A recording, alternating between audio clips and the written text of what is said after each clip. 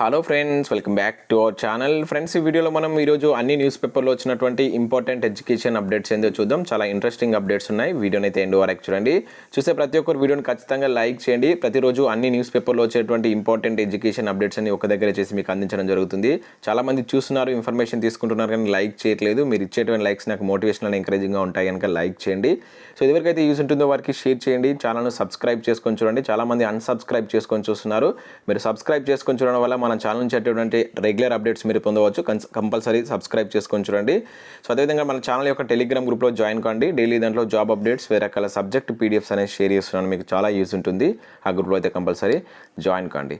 Friends, నేను తెలంగాణ ఉద్యమ చరిత్రకు సంబంధించినటువంటి క్లాసెస్ unacademy ప్లాట్ఫామ్ మీద ప్రతిరోజు మధ్యాహ్నం 2:30 నుంచి 3:30 మధ్యలో లైవ్ సెషన్ అయితే కండక్ట్ చేస్తున్నాను.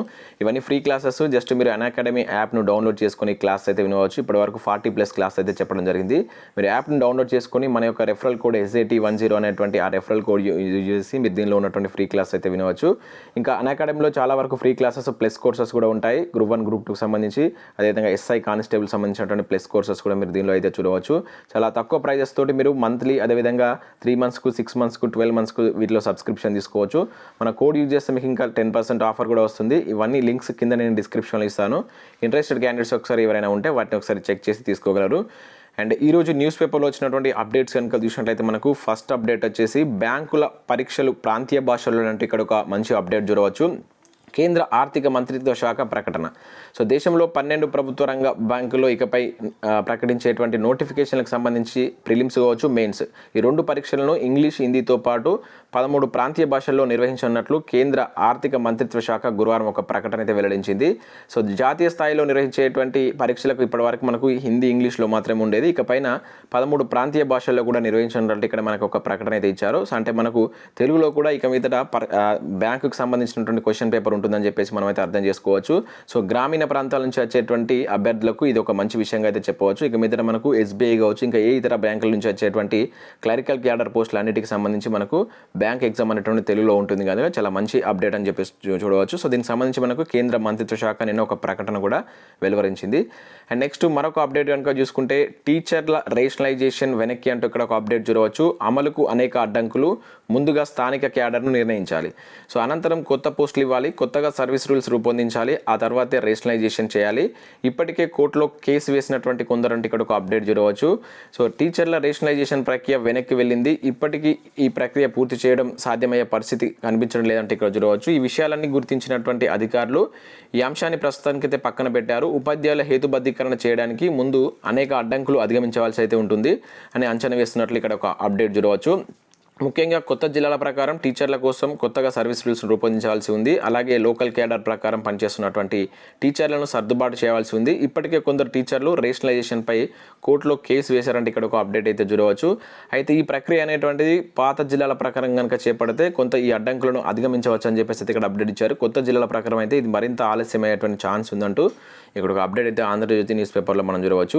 ఇక నెక్స్ట్ అప్డేట్ కనుక చూసినట్లయితే మనకు 1000 మంది ఫీల్డ్ అసిస్టెంట్లు, 200 మంది నిరుద్యోగులు హుజరాబాద్లో బరి అంటే ఇక్కడ చూడవచ్చు. దాదాపు 1200 మంది హుజరాబాద్ బైపోల్స్లో నామినేషన్ అయిపోతున్నట్లు ఇక్కడ ఒక అప్డేట్ అయితే రావడం జరిగింది. సర్కారు తీరుకు నిరసనగా నిర్ణయం. ఇక్కడ అప్డేట్ చూసినట్లయితే నామినేషన్ డబ్బుల కోసం భిక్షాటన, ఇంటింటి ప్రచారంతో TRSను ఓడిస్తాం, ఫీల్డ్ అసిస్టెంట్ల జేఏసీ చైర్మన్ శ్యామలయ్య, ఉద్యోగాలు పోయి వీధిన పడ్డామంటూ ఆవేదన. సో ఇక్కడ మనం చూసినట్లయితే TRS ప్రభుత్వ తీరుపై నిరుద్యోగులకు గలం వినిపించడానికి ఫీల్డ్ అసిస్టెంట్ మరియు నిరుద్యోగులు హుజరాబాద్ ఉప ఎన్నికల వేదికగా చేసుకుంటున్నారు. నిజామాబాద్ పసుపు రైతుల స్ఫూర్తితో తమ బాధను రాష్ట్రమంతటికి తెలియజేయడానికి బరిలో దిగుతున్నారు. ఏకంగా 1200 మంది హుజరాబాద్లో నామినేషన్లు వేయాలని నిర్ణయించారు. వీరిలో 1000 మంది ఫీల్డ్ అసిస్టెంట్లు కాగా 200 మంది నిరుద్యోగులు. సో ప్రతి జిల్లా నుంచి, ప్రతి మండలం నుంచి భాగస్వామ్యం ఉండేలా జిల్లాకు 31 మంది చొప్పున అసిస్టెంట్లు బరిలోకి దిగుతున్నట్లు ఇక్కడ చూడవచ్చు. సో వారి యొక్క బాధను, అదేవిధంగా నిరుద్యోగుల యొక్క నిరసనను వ్యక్తం చేసేందుకు హుజరాబాద్ బరిలో వీళ్ళైతే నామినేషన్లు వేస్తున్నట్లు ఇక్కడ మనం చూడవచ్చు. సో ఈరోజు మనకు నోటిఫికేషన్ అయితే వస్తుంది. సో వచ్చినాక రేపు లేదా ఎల్లుండి వీటికి సంబంధించిన నామినేషన్ ప్రక్రియ చేస్తారని చెప్పేసి ఇక్కడైతే ఇవ్వడం జరిగింది. సో ఈ విధంగానే కూడా నిరుద్యోగుల యొక్క ఆవేదన ప్రభుత్వానికి అర్థమవుతుందని చెప్పేసి మనం అయితే అర్థం చేసుకోవచ్చు. సో దీన్ని సపోర్ట్ చేసే ప్రతి ఒక్కరు వీడియోని లైక్ చేయండి. మీ యొక్క అభిప్రాయాన్ని కింద కామెంట్ సెక్షన్లో తెలియజేయండి. అండ్ ఇక్కడ పోటాపోటీగా తరలించారంటే ఇక్కడ ఒక అప్డేట్ చూడవచ్చు. వరంగల్ కమిషనరేట్ ఆధ్వర్యంలో నిన్న పోలీస్ నియామకాల పోటీ పరీక్షకి ఇచ్చేటువంటి ఉచిత శిక్షణ కోసం గురువారం అర్హత పరీక్ష అయితే నిర్వహించారు. సో దీనికి పెద్ద ఎత్తున మనకు ఇక్కడ నిరుద్యోగులు అయితే రావడం జరిగింది. దాదాపుగా 6418 మెంబర్స్ దరఖాస్తు చేసుకోగా వరంగల్, హన్మకొండ, నర్సంపేట, అదేవిధంగా పరకాల, జనగామ పట్టణాల్లో ఈ పరీక్షను అయితే నిర్వహించారు. సో ఈ ఫోటో కనుక చూసినట్లయితే మనకు వరంగల్లో ఉన్నటువంటి ఆర్ట్స్ అండ్ సైన్స్ కాలేజ్ దగ్గర వచ్చినటువంటి నిరుద్యోగులు మనం ఇక్కడ స్క్రీన్ పైన అయితే చూడవచ్చు. అండ్ నెక్స్ట్ అప్డేట్ కనుక చూసినట్లయితే మనకు పోస్టల్ డిపార్ట్మెంట్లో ఒక నోటిఫికేషన్ అయితే రిలీజ్ కావడం జరిగింది. So postal assistant, sorting assistant, post man, అదేవిధంగా MTS జాబ్ సంబంధించి 221 వేకెన్సీస్ తోటి ఆల్ ఇండియా అభ్యర్థులు అప్లై చేసుకునే విధంగా నోటిఫికేషన్ అయితే రిలీజ్ చేశారు.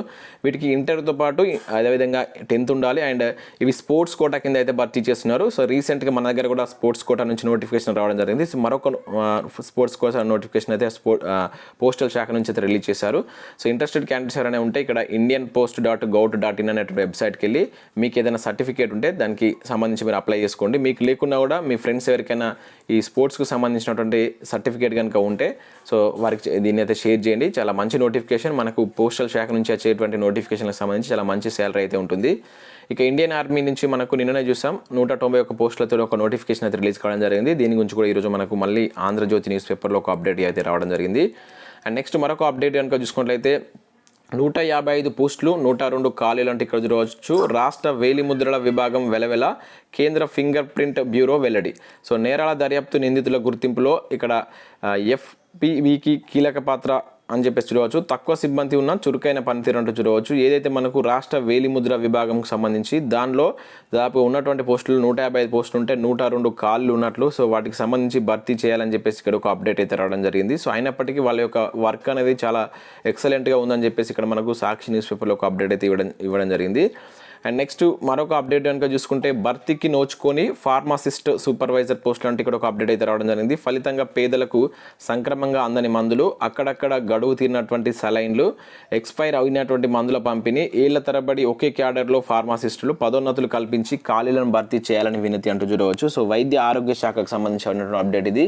ఏదైతే మనకు ఈ ఫార్మాసిస్ట్ పోస్టులు ఉన్నాయో వాటికి సంబంధించినటువంటి పదోన్నతులు ఇచ్చి అక్కడ ఏర్పడినటువంటి ఖాళీలను ఫిల్ చేయాలని చెప్పేసి ఇక్కడైతే ఒక అప్డేట్ ఇవ్వడం జరిగింది. దానివల్ల ఏదైతే మనకు గ్రామాల ప్రాంతాల్లో ఉన్నటువంటి హాస్పిటల్కి సంబంధించి సో ఈ సౌకర్యాలు కొంత మెరుగ్గా ఉండేటువంటి అవకాశం ఉంటుంది కనుక వీటిని త్వరగా ఫిల్ చేయాలంటే ఇక్కడ ఒక అప్డేట్ అయితే ఇచ్చారు. అండ్ దేశంలో నిరుద్యోగ సంక్షోభం అంటే ఒక అప్డేట్ చూడవచ్చు. ఆర్థికంగా కోలుకున్నాం కానీ నిరుద్యోగులు పెరుగుతున్నారు, ఆర్థిక అభివృద్ధి ఫలాలు అందరికీ అందాలి, దువ్వూరి సుబ్బారావు అని చెప్పి చూడవచ్చు. ఇక్కడ మనకు మాజీ RBI గవర్నర్ ఒక ప్రకటన అయితే చేయడం జరిగింది. దేశంలో నిరుద్యోగ సంక్షోభం ఏర్పడుతుందని రిజర్వ్ బ్యాంక్ మాజీ గవర్నర్ దువ్వూరి మనకు ఒక ఆందోళన వ్యక్తం చేశారు. ఆర్థిక వ్యవస్థ కోలుకుంటుంది బట్ నిరుద్యోగం పెరుగుతుంది. ఈ రోజు నిరుద్యోగం అనేది సమస్య కాదు, ఒక సంక్షోభం అని చెప్పేసి ఇక్కడ మనకు హెచ్చరించడం జరిగింది. సో దీనికి సంబంధించి ప్రభుత్వాలు చర్య తీసుకోవాలన్నట్లు ఇక్కడ మనకు మాజీ గవర్నర్ మనకి ఏదైతే RBI గవర్నర్ ఉంటారో ఇక్కడ హెచ్చరించినట్లు ఒక అప్డేట్ అయితే చూడవచ్చు. అండ్ జిల్లాకు నర్సింగ్ కళాశాల అంటూ మరొక అప్డేట్ అయితే రావడం జరిగింది. 100 పడకలకు పైగా ఉన్నటువంటి ఆసుపత్రులకు అనుబంధంగాను సో ప్రతి జిల్లాకు ఒక నర్సింగ్ కళాశాలను నిర్మించాలని ప్రభుత్వం నిర్ణయం తీసుకున్నట్టు ఇక్కడ ఒక అప్డేట్ చూడవచ్చు. వీటికి సంబంధించి తక్షణమే ప్రతిపాదనలు సిద్ధం చేయాల్సిందిగా సర్కారు ఆదేశాలు. సో మనకు జిల్లాలో ఈ నర్సింగ్లకు సంబంధించినటువంటి వేకెన్సీ అయితే చాలా ఉంటున్నాయి. సో వీటిని భర్తీ చేసేందుకు వీలుగా ఇప్పటికే మనకు ఆల్రెడీ ప్రతి జిల్లాకు ఒక మెడికల్ కాలేజ్ అనేటువంటిది కడదామని చెప్పేసి ప్రభుత్వం అయితే ఈ మధ్యలో మనకు ప్రకటన ఇచ్చింది. సో దానికి అనుబంధంగా సో జిల్లాకు నర్సింగ్ కళాశాల కూడా తీసుకొస్తామని చెప్పేసి దానికి సంబంధించినటువంటి ప్రతిపాదనలు చేయాలని ఇక్కడ ఒక అప్డేట్ అయితే చూడవచ్చు. 991 మంది ఒప్పంద ఉపాధ్యాయులు కొనసాగింపు అంటే ఇక్కడ మరొక అప్డేట్ చూడవచ్చు. సో మనకి ఏదైతే గురుకుల సొసైటీ పాఠశాలలో పనిచేస్తున్నటువంటి ఒప్పంద మరియు అతిథి ఉపాధ్యాయులను ఈ సంవత్సరం కూడా పనిచేసేందుకు ఆర్థిక శాఖ అనుమతి ఇచ్చినట్టు ఇక్కడ ఒక అప్డేట్ అయితే మనం చూడవచ్చు. టోటల్గా 990 మెంబర్స్ని అయితే కొనసాగిస్తున్నట్లు ఇక్కడ అప్డేట్ ఇచ్చారు. సో ఈ ఫ్రెండ్స్ మనకు వివిధ న్యూస్ పేపర్లో వచ్చినటువంటి ఇంపార్టెంట్ ఎడ్యుకేషన్ అప్డేట్స్. సో ఖచ్చితంగా వీడియోని లైక్ చేయండి. ప్రతిరోజు మీకు అయితే అప్డేట్స్ అందించడం జరుగుతుంది. చూస్తున్నారు, వెళ్తున్నారు కొంతమంది అయితే. మీరు ఇచ్చే లైక్స్ నాకు మోటివేషన్గా ఉంటాయి. అండ్ అదేవిధంగా షేర్ చేయండి. Thanks for watching this video. Thank you everyone.